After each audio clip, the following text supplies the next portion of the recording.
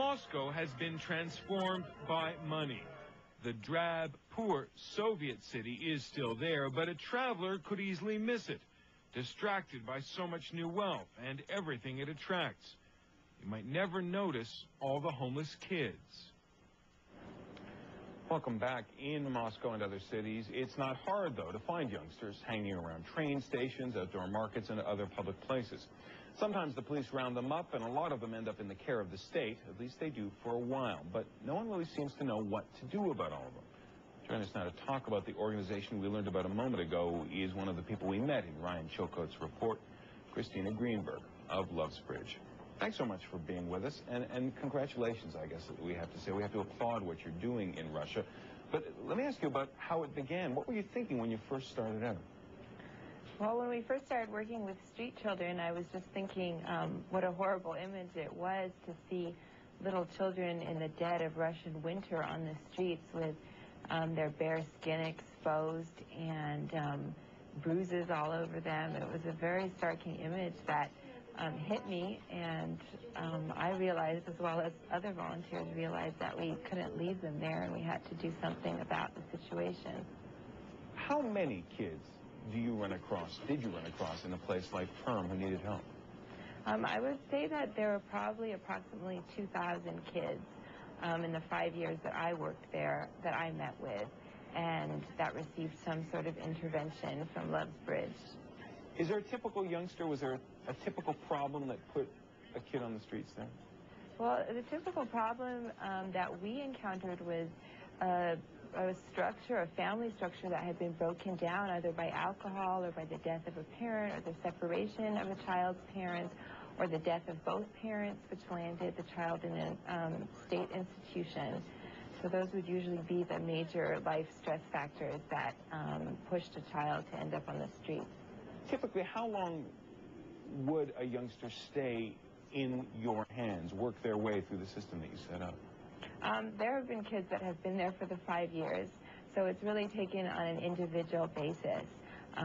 We have tried to set up kids back, in some cases with their families, in some cases find a good government institution for them to be in. But if the situation isn't working out, our arms are open, and there are times when they do come back to our shelter and they continue to live there until we're able to find a permanent solution for them. How many of the kids do you think you've really helped, and what do you think is your benchmark for that?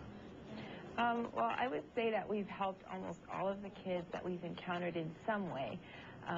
It's very hard to have a benchmark for really helping a child because some kids have received just hot meals from us. Some kids have had time to talk with a teacher or with a volunteer, and maybe that hot meal or that talk will help them in the long run when they do decide to get off the streets.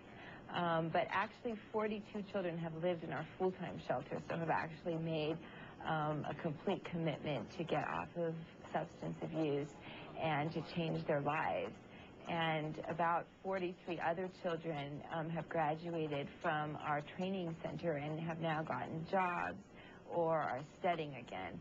So there's around 80 to 90 kids whose actual lives have completely turned around, and around 1,400 others who have received some sort of intervention. In a place like Perm, how many more children could use that kind of help?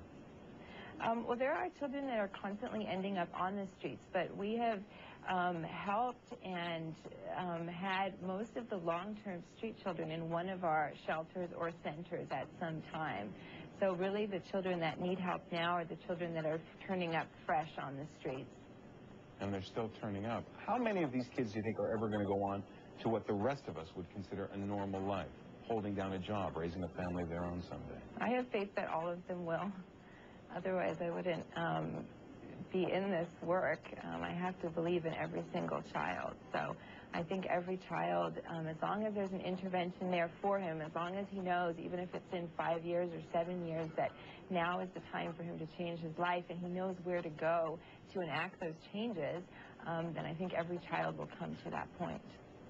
Every life, every child's life is precious. That having been said, do you ever feel like you're really just contributing a drop in the ocean?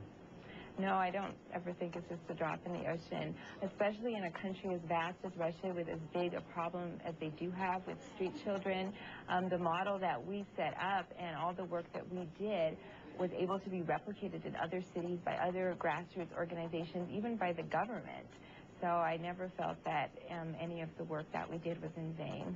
Now, in Ryan's report, we learned that you were hoping that the government or local authorities would take over your organization. Is that happening? Well, we've actually trained a lot of Russian staff to work with the children. So it would be something that we are still overseeing, but that Russian staff on the ground would be implementing. So it's not necessarily the government taking it over, but Russian-trained staff. Because part of this, I'm sure people watching this program now from Russia and people watching elsewhere will wonder, why does it take Americans to do this? Well, because Russia had, and they do still have, a lot of problems to deal with that do not involve street children, like their orphans and their state institutions that they are short on funding for. So it seems often street children are sort of put on the back burner, and it takes foreigners to bring the problem to light and to work with them. One last question for you. As you look back over the experience, any conclusions that you really carry with you? Any lingering regrets about the suffering that you found there?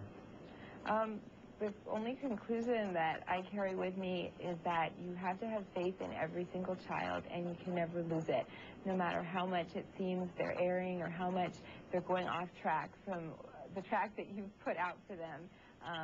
I believe and I've seen that they always come around in the long run if you have faith and if you show them that you'll always be there for them, no matter if they're in jail, no matter what condition they get themselves in, and they will eventually change. Christina Greenberg of Lovesbridge, you are doing remarkable things. Thank you for talking with us today. Thank you.